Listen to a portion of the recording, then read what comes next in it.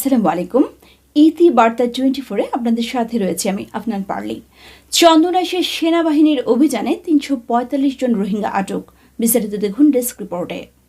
চট্টগ্রামের চন্দনাইশ উপজেলার দোহাজারী এলাকায় যৌথ বাহিনীর বিশেষ অভিযান পরিচালনা করে নারী, পুরুষ ও অপ্রাপ্তবয়স্ক সহ ৩৪৫ জন রোহিঙ্গা নাগরিককে আটক করে।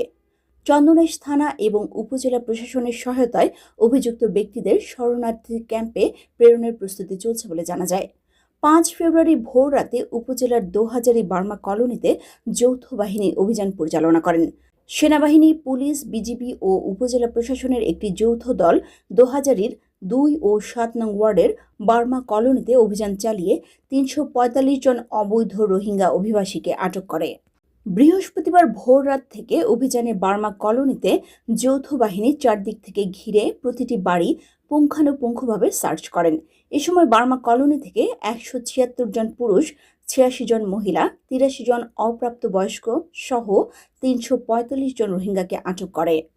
চন্দনাইশ থানা এবং উপজেলা প্রশাসনের সহায়তায় অভিযুক্ত ব্যক্তিদের শরণার্থী ত্রাণ ও প্রত্যাবাসন কমিশন RRRC এর তত্ত্বাবধানে উখিয়াতে স্থানান্তরিত করার প্রক্রিয়া চলমান রয়েছে বলে জানিয়েছে সংশ্লিষ্টরা। আসন্ন নির্বাচনকে সামনে রেখে অপরাধপ্রবণ এই এলাকায় আইন শৃঙ্খলা বজায় রাখতে মূলত এই অভিযান পরিচালনা করা হয় বলে জানিয়েছেন তারা। ডেস্ক নিউজ, ইতি বার্তা 24।